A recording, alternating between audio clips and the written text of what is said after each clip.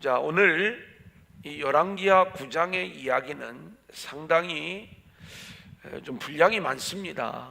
우리가 한 주일에 한 장씩 이 말씀을 진행을 하다 보니까 사실 두 번은 제가 좀 설교를 했으면 좋겠다, 이런 생각들을 갖는데, 왜 제가 한 장씩 이렇게 분량을 나가느냐 하면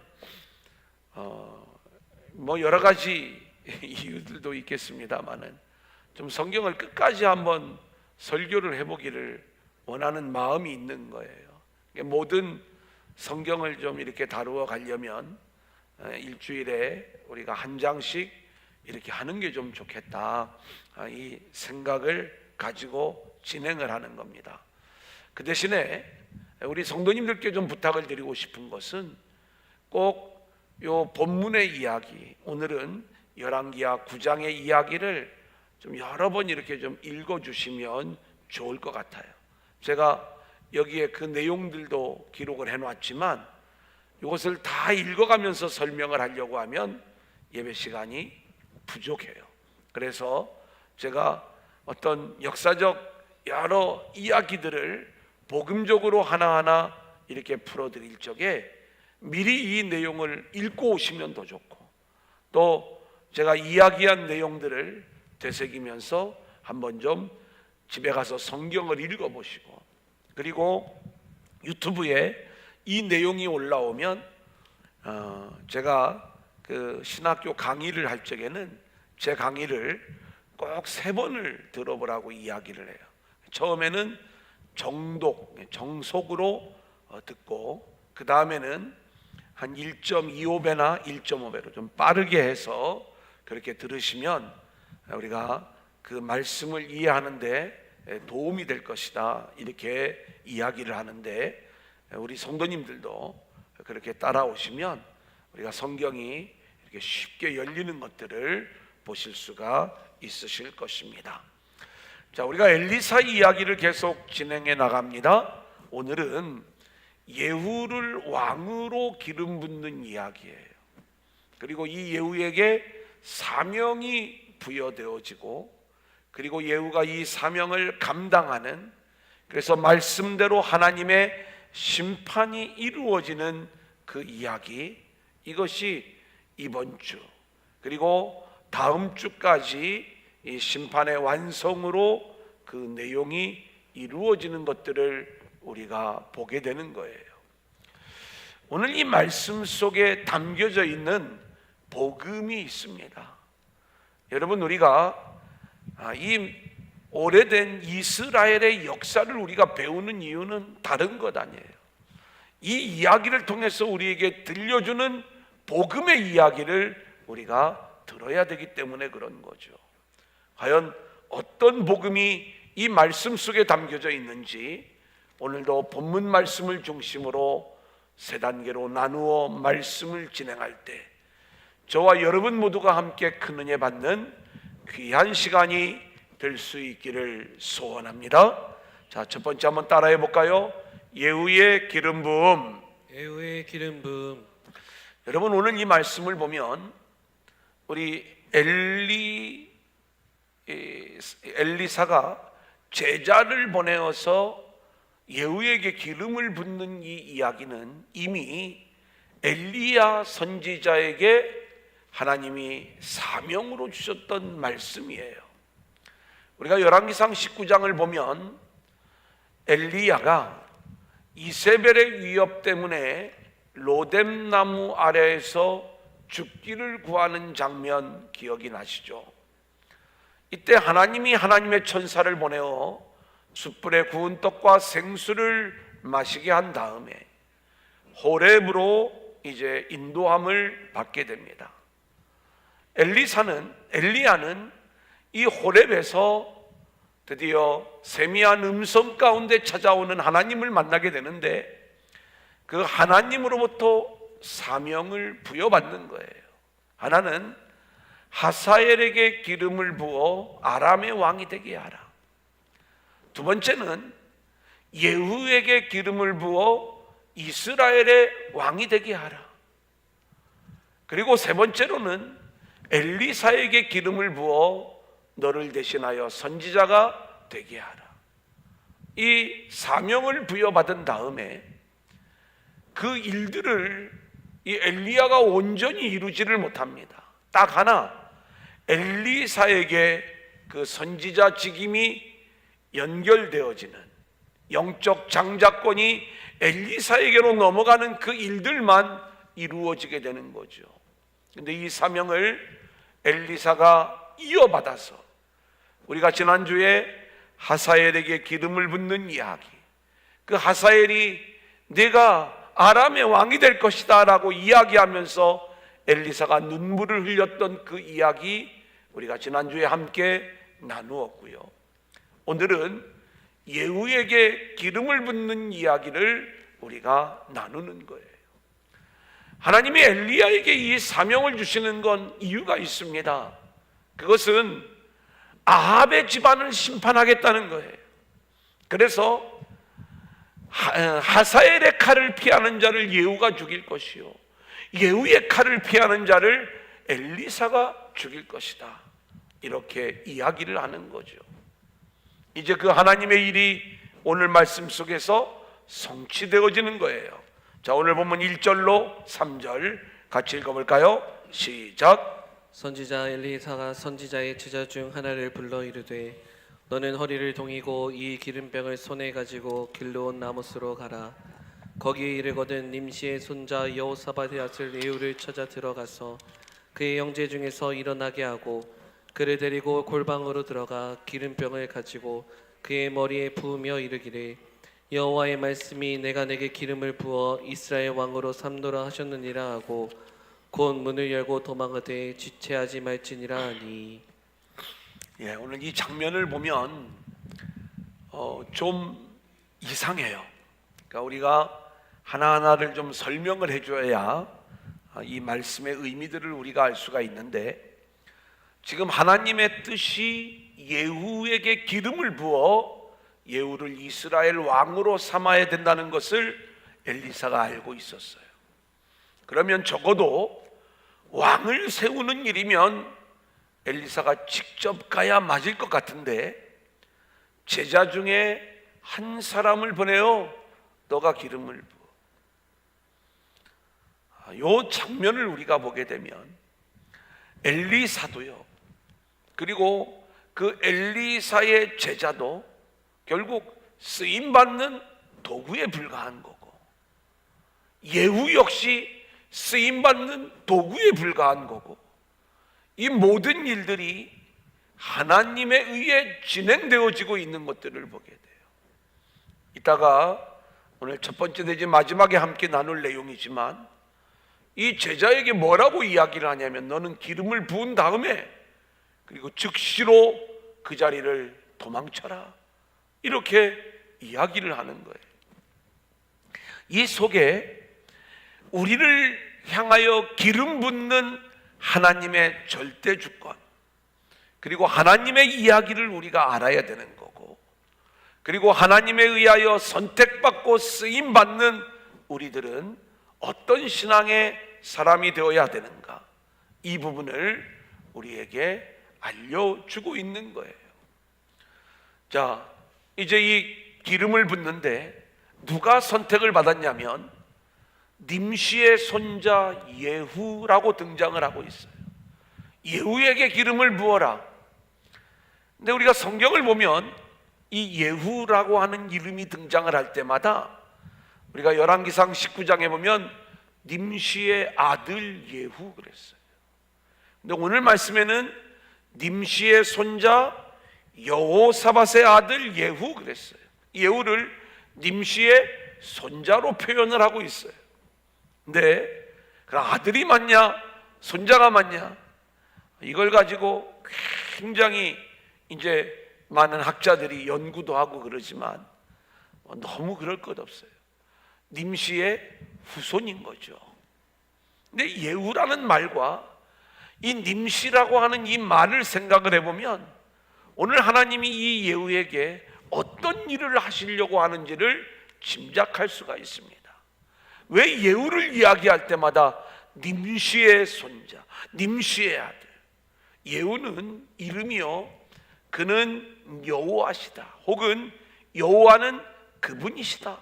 아주 좋은 신앙적 이름을 가진 사람이었어요. 그런데 이 예후에게 기름을 부으면서 예후를 왕으로 세우려고 하는 본질적인 목적이 뭐예요? 아합 집안을 심판하는 거잖아요. 그 아합 집안을 왜 심판해요? 이 아합으로 인하여 온 이스라엘이 하나님을 떠나 우상을 숭배하게 되었어요. 그래서 그 우상 숭배에 빠져 있는 이스라엘 백성들을 구원하기 위하여 아합 가문을 심판하는 거예요.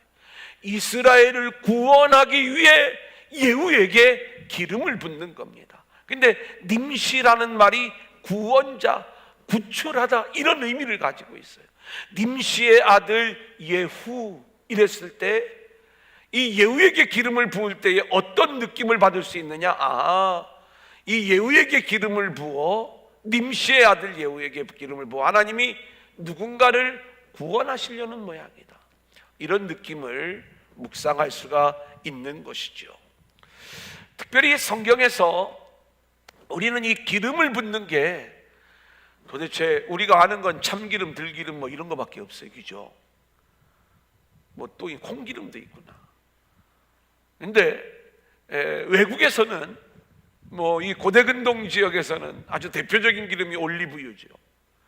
그러니까 우리가 생각하는 그 기름하고는 좀 더 다른 차원의 기름이 있고요. 그리고 이 기름을 붓는다는 이 의미를 이 유대인들, 이스라엘 사람들은 금방 알아듣는 거예요. 성경을 보면 왕을 세울 때, 제사장을 세울 때, 선지자를 세울 때 기름을 부어서 구별을 하는데, 놀랍게도 이들은 어떤 신앙을 가지고 있냐면, 내가 원해서, 내가 노력해서 기름 부음을 받을 수 있는 게 아니라 이 기름 부음은 전적으로 하나님이 선택하셔서 하나님의 은혜로 되어지는 일임을 성경은 말씀을 해주고 있는 거예요.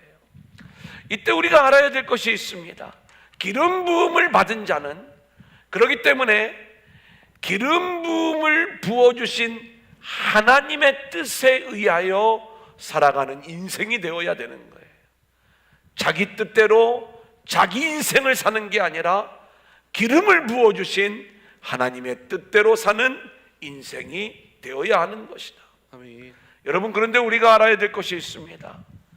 오늘 예후가 기름 부음을 받지만 오늘 성도로 부름을 받은 저와 여러분 모두가 하나님에 의하여 기름 부음 받은 성도라는 것, 이 의식을 우리가 깨달아 알 수 있기를 소원합니다. 아멘. 자, 요한일서 2장 27절 같이 읽어볼까요? 시작. 너희는 주께 받은 바 기름 부음이 너희 안에 거하나니 아무도 너희를 가르칠 필요가 없고 오직 그의 기름 부음이 모든 것을 너희에게 가르치며 또 참되고 거짓이 없으니 너희를 가르치신 그대로 주 안에 거하라. 예후를 기름 부어 왕으로 세우신 하나님이 그 기름 부음의 목적이 뭐예요? 죄에서 이스라엘을 구원하시기 위한 하나님의 일하심인 거잖아요. 근데 그 하나님이 저와 여러분에게 기름을 부어주셨다고요. 아멘. 나는 기름 부음을 받은 적이 없는데요. 예, 우리는 그런 어떤 올리브유나 어떤 기름이 우리에 부어지는 그러한 일들을 경험하지 않았죠. 외국에서는 성령 사역을 할 때 실제로 머리에다가 실제 기름을 붓는 그러한 일들을 하고, 우리나라에서도 이 성령 사역을 진행하는 목사님들 중에 그런 분들이 간혹 계시기는 합니다만은, 우리가 안수할 때, 세례할 때는 물을 붓죠. 그런데 안수할 때 어디에 우리가 뭐 기름을 붓거나 이런 거 하지 않습니다. 기름을 붓는다는 게 뭐냐라고 이야기할 때, 우리가 죄인된 인생에서 예수님을 만나고 구원받은 인생이 되었다면, 저와 여러분은 우리가 인정을 하든 인정하지 않든 성령께서 우리에게 찾아오셔서 저와 여러분을 사로잡는 성령의 기름 부음이 임한 존재들인 거고, 그 성령의 기름 부음에 의하여 우리는 거룩한 성도로 구별된 존재라는 것을 우리가 알아야 되는 거예요.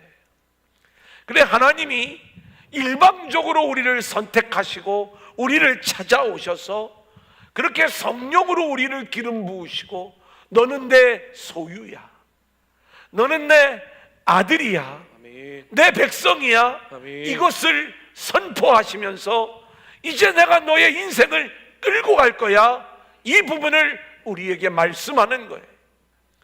이렇게 하나님의 은혜로 기름 부음을 받은 성도라는 것을 우리가 알고 있다면 이제는 우리가 하나님 앞에 나올 때마다 하나님, 내 비전은 이건데요, 내 소원은 이건데요, 내 인생의 목표는 이건데요, 우리가 내 땅에서의 내 인생의 목표를 하나님 앞에 내놓으면서 하나님, 나를 도와달라는 이런 류의 종교적 기도를 드리지 말고 나를 선택해 주시고 내가 알지 못하지만 하늘의 왕으로, 하늘의 제사장으로 나를 세워주시고 나를 통하여 놀라운 하나님 나라의 일을 이루어 가실 그 하나님의 어마어마한 뜻을 나의 뜻으로 삼고 그 하나님의 기쁨이 나의 기쁨이 되고 아멘. 하나님의 소원이 나의 소원이 되는 아멘. 이 삶을 우리가 살아가야 될 줄로 믿습니다. 아멘. 자, 오늘 이렇게 기름을 부으면서 엘리야 선지자가 한마디 빼놓지 않고 하는 이야기가 있어요. 3장 마지막 부분에 보니까 뭐라고 이야기를 하냐면 곧 문을 열고 도망하되 지체하지 말지니라. 기름을 부은 다음에 얼른 문 열고 도망 나와라 이거예요. 아니, 왜 문 열고 도망 나오라는 이야기인가? 제가 역사적으로 보면은요, 지금 엄연히 이스라엘에게는 요람이라고 하는 왕이 있어요. 왕이 있는데 이 왕을 배신하고 예후에게 기름을 붓는 일은 반역의 일이에요. 이 역사로 이야기하면 지금 반역이 이루어지니까 얼른 그 자리에 있다가 봉변당하지 말고 얼른 도망가라, 이 뜻으로 이 말씀을 주셨는가? 저는 그렇지 않다고 생각을 해요. 지금 이 일은 역사로 보면 반역이지만 구속사로 보면 하나님이 엘리야에게 하셨던 말씀이 성취되어지는 일이에요. 자, 그래서 이 하나님의 뜻이 이루어진다는 걸 엘리사는 너무 잘 알아요. 엘리사가 직접 갈 수도 있어요. 그 중요한 일이라면 왜 내가 부목사를 시키겠어요? 제가 가지. 그러지 않겠어요? 사람이라면. 그리고 또 그게 예의라고 생각하지 않겠어요? 그리고 그 영광된 자리에 올라가는 것, 그 일을 내가 좀 열어주면서 덩달아 나도 좀 올라가고, 이 마음이 있을 것 아니에요. 근데 엘리사는요, 종을 보내. 그 제자가 가서 너 기름 부어 예후를 왕으로 세우는데 왜 즉시로 그 자리에서 빠져나와 도망가라고 이야기하냐면, 너 거기서 어물떡거리다가 예후가 왕이 된 다음에 뭐 콩고물이라도 얻어먹으려고 하는 그 생각 갖지 말고 그 자리에서 빠져나와. 여러분, 이 방향이 옳은 거예요. 어떤 우리가 하나님에 의하여 선택받고 기름 부음을 받고 사명을 감당하고자 하는 자가 될 때 엘리사나 엘리사의 제자나 예후나 이 셋 모두가 다 마찬가지인 거예요. 우리는 자격이 없는 자들이 하나님의 선택과 예정에 의하여 우리의 사명들을 우리가 감당하게 될 때 우리는 충성스럽게 순종하고 따라가기만 하면 하나님이 그 놀라운 영광의 모습으로 우리를 세워주시는 거예요. 고연히 땅의 대가를 생각하면서 내가 이 일을 하면 얼마나 하나님이 이 땅에서 나에게 복을 주시려나 대가나 보상을 바라면서 주의 일을 감당하는 그러한 어리석음을 범하지 말라는 거예요. 그 자리에서 빨리 빠져나와 도망갈지니라, 이 말씀을 주고 있는 것이죠.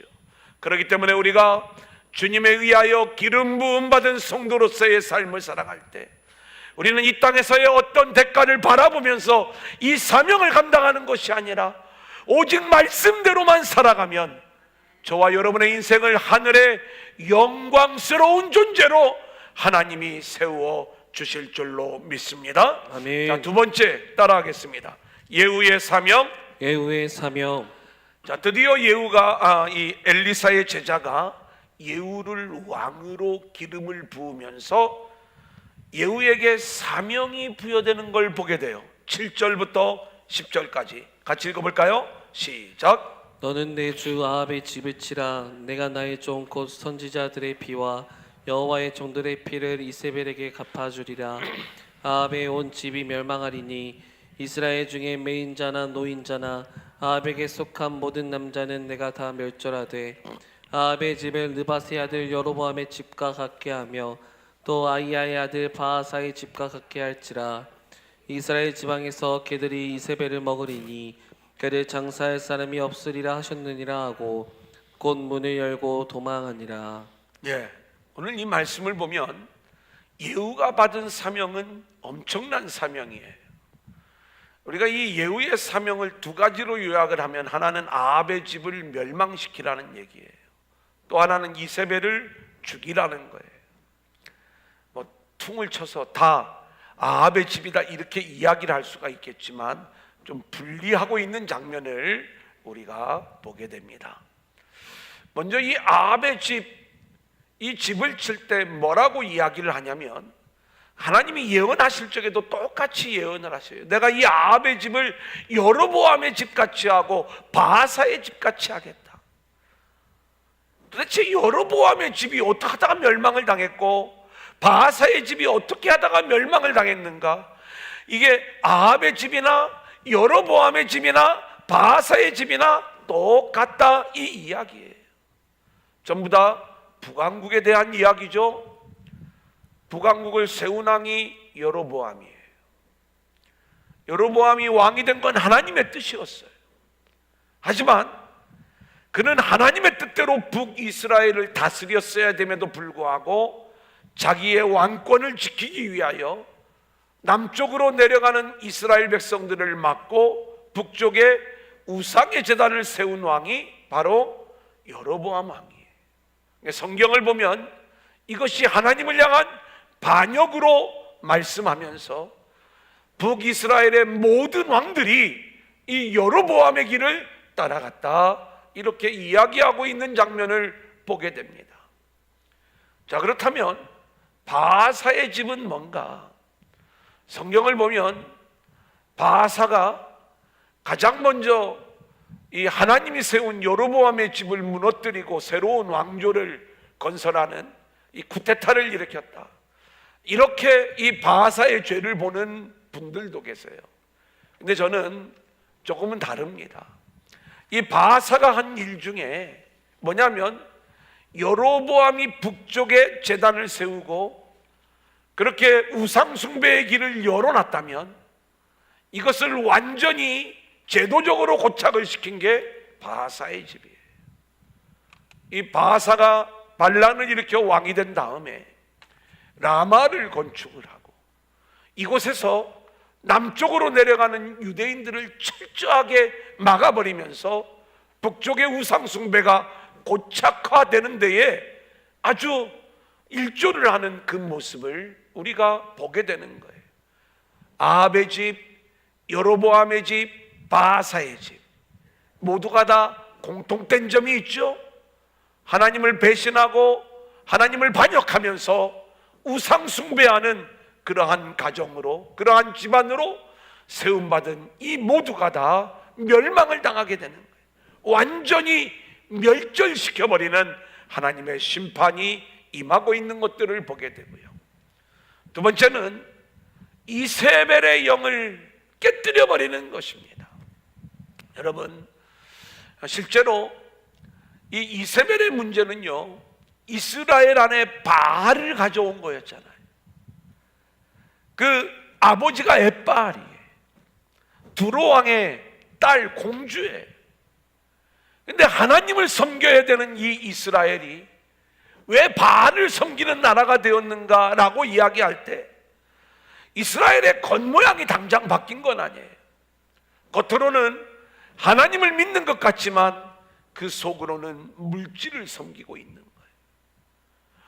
오늘 우리 안에도 여전히 이 물질이라고 하는 그 바알, 세상의 풍요, 세상의 성공이라고 하는 그 바알이 끊임없이 자리 잡고 있는 것은 이 이세벨의 영이 여전히 우리 안에 남아있기 때문에 그런 거예요. 하나님이 예후에게 기름을 붓는 목적은 그 이세벨의 영, 바알의 영을 깨뜨리기 위한 하나님의 일하심인 거예요.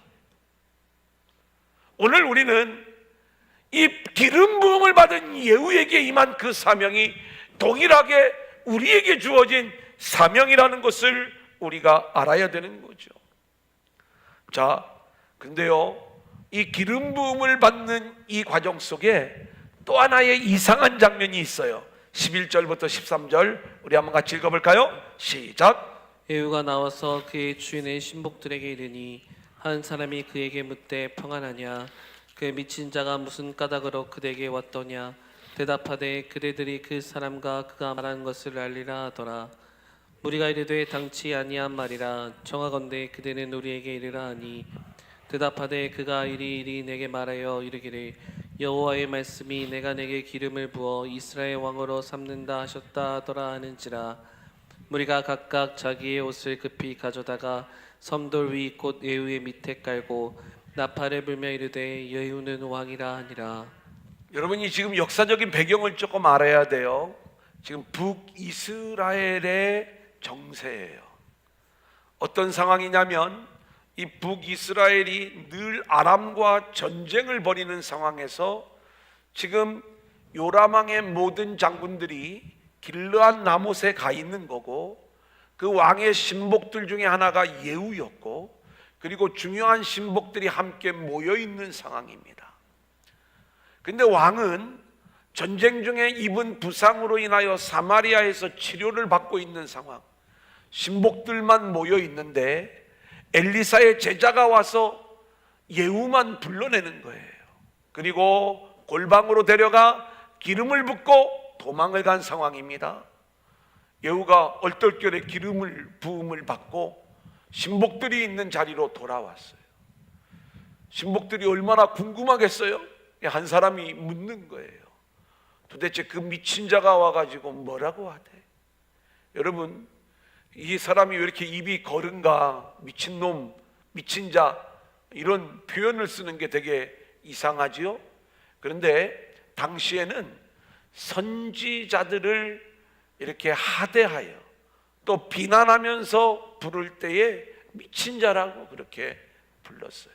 그러니까 이들은 지금 이 사람이 선지자인 걸 알고 있었어요. 도대체 선지자가 왜 왔을까? 근데 놀라운 건 그 선지자가 와가지고 한 이야기를 예후가 너희들도 알잖아. 이 신복들 우리가 어떻게 알아? 좀 자세히 얘기를 해봐.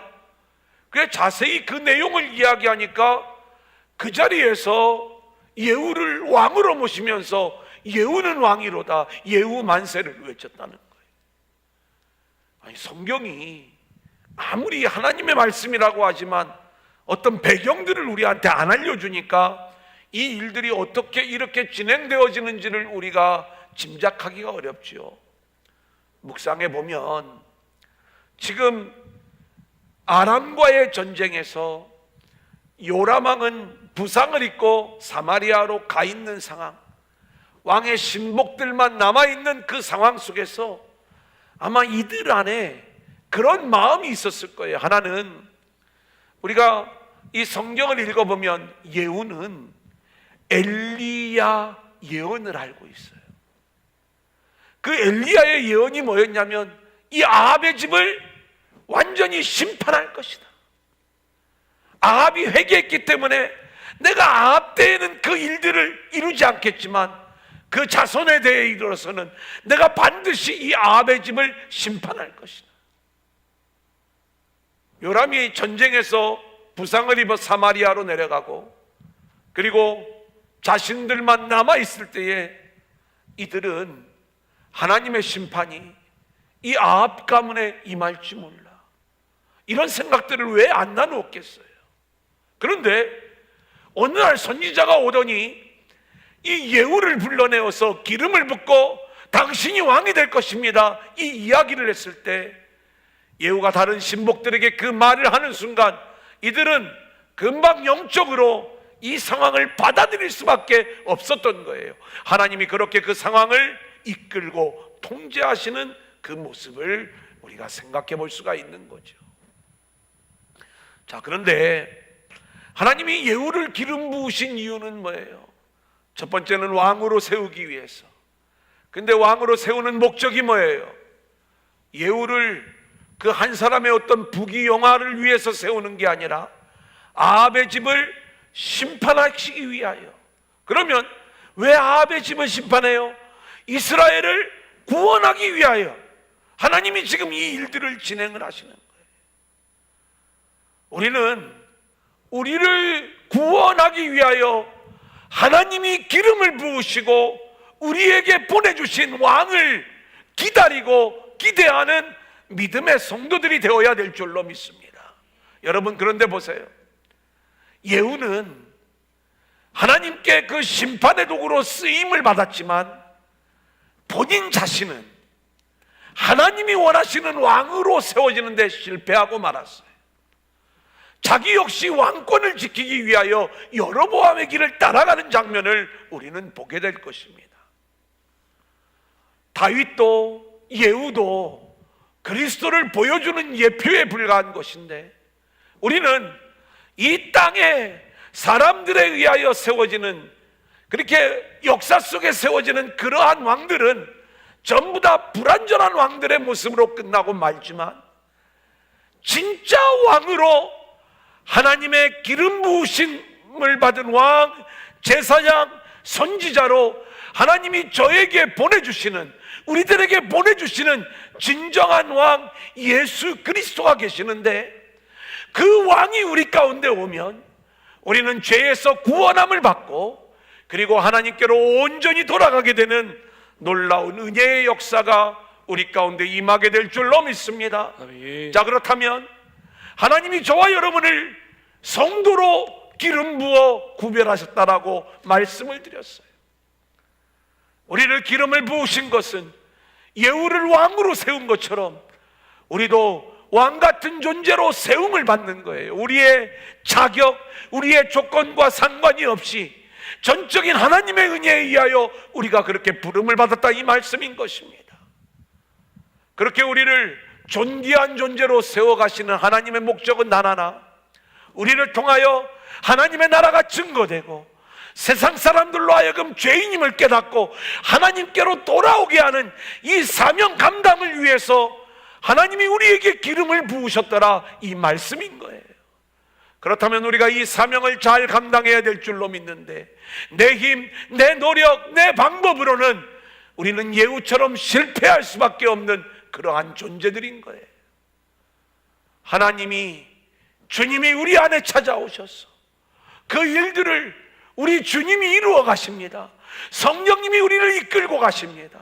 그러기에 내 인생을 내가 계획하고 내 방법으로, 내 생각으로 살아갈 것이 아니라 나를 선택하여 기름 부으시고 왕의 사명을 감당할 수 있도록 그렇게 우리를 이끌고 가시는 하나님만 바라보며 순종하고 나아가는 저와 여러분의 인생들이 될 수 있기를 소원합니다. 아멘. 마지막 세 번째 한번 따라합니다. 말씀대로 심판하시는 하나님. 말씀대로 심판하시는 하나님.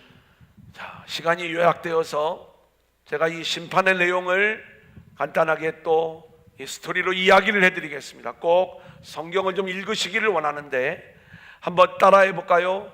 요람왕을 죽이시고, 요람왕을 죽이시고, 아하시야를 죽이시고, 아하시야를 죽이시고, 이세벨을 죽이신다. 이세벨을 죽이신다.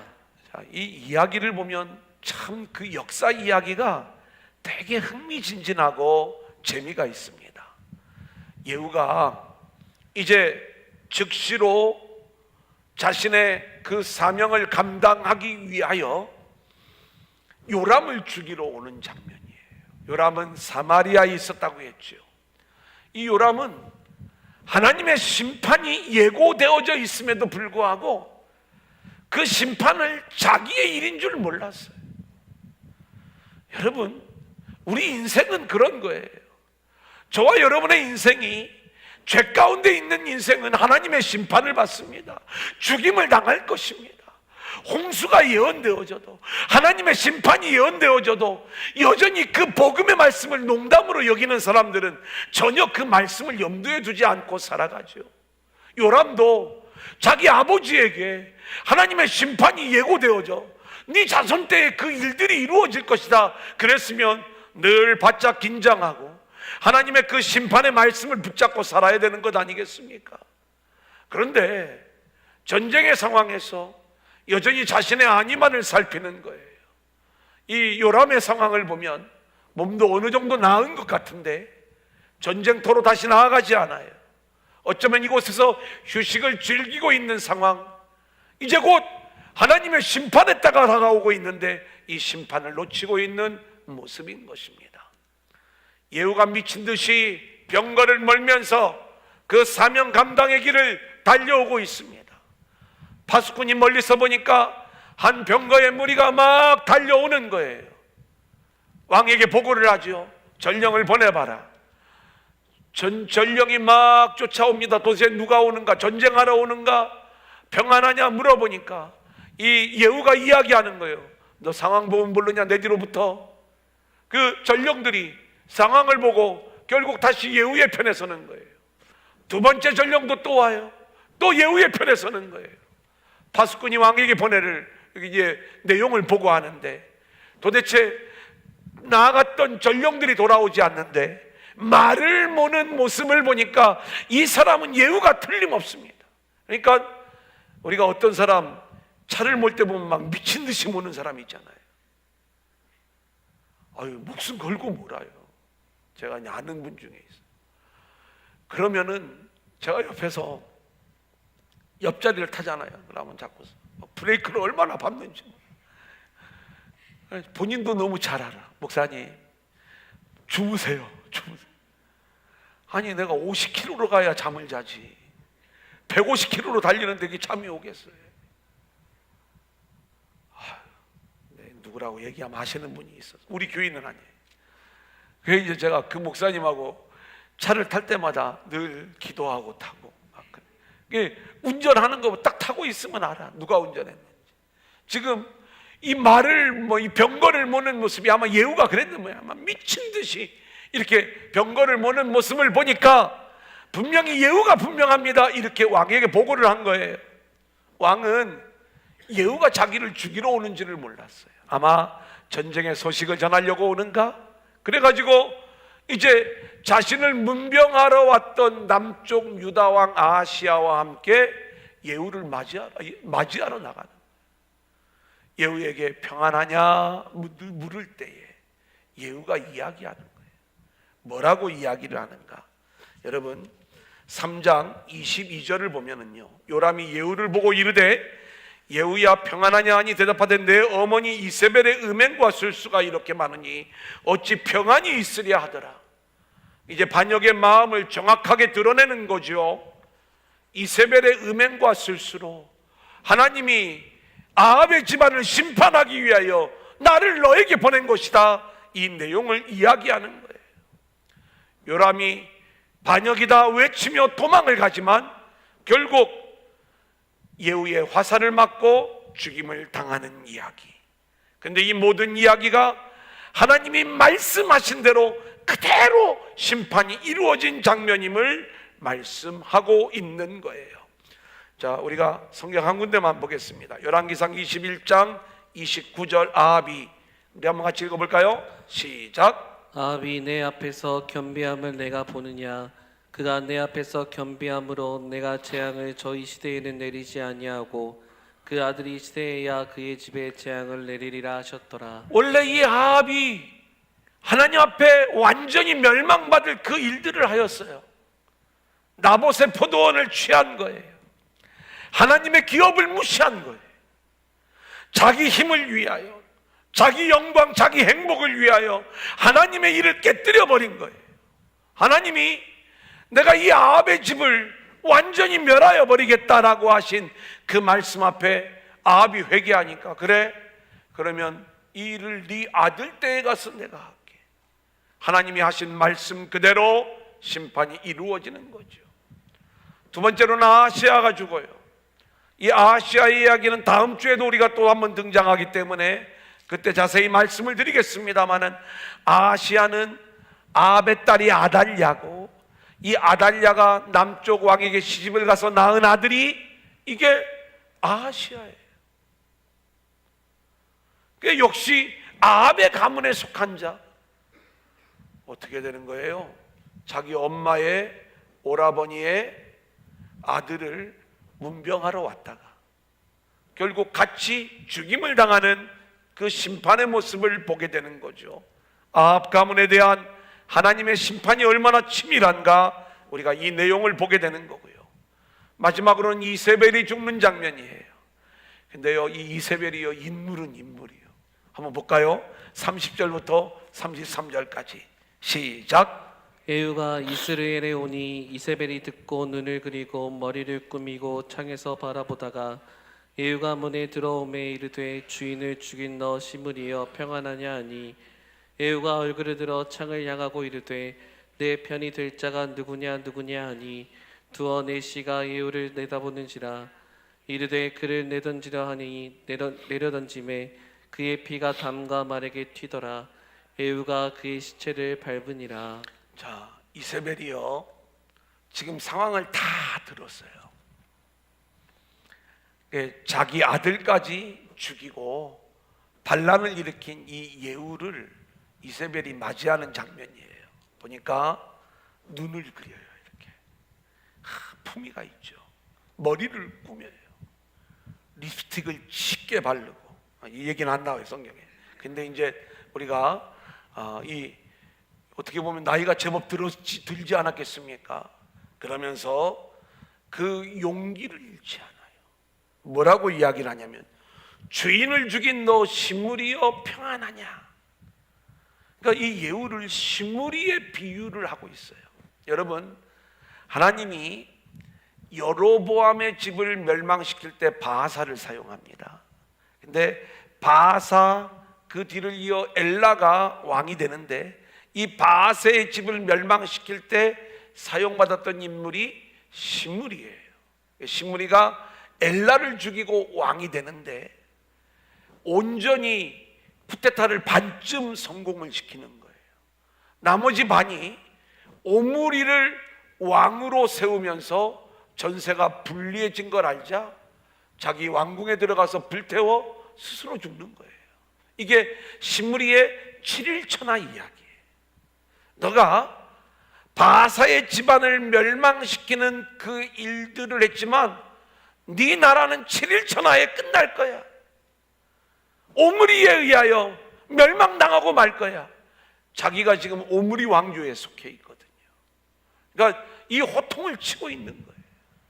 그때 예후가 그 창을 내다보면서 이 말을 하고 있는 이세벨을 향하여, 혹시 거기에 내 편이 될 자가 누구 있느냐, 그 이야기를 내시들이 듣고 있다가 상황이 이미 예후에게 넘어간 걸 알고 예후의 말대로 이세벨을 창으로 내던져 죽게 만드는, 그리고 그 다음의 이야기는 이세벨이 완전히 하나님이 말씀하신 그대로 그 상태대로 그 시체를 개들이 뜯어먹는 그러한 비참한 죽임을 당하는 장면을 우리는 보게 되는 거예요. 자, 오늘 말씀 중에 하나만 더 보겠습니다. 열왕기하 10장 10절. 그런즉, 우리 한번 같이 읽어볼까요? 시작. 그런즉 이제 너희는 알라. 곧 여호와께서 아합의 집에 대하여 하신 말씀은 하나도 땅에 떨어지니 아니하리라. 여호와께서 그의 종 엘리야를 통하여 하신 말씀을 이제 이루셨도다 하니라. 아합의 집에 대한 이야기는 이 세상을 살아가는 우리들을 향한 이야기예요. 여러분, 우리가 예수님을 몰랐다면 죄 가운데 있는 이 세상을 향한 하나님의 심판이 예고되어져 있어요.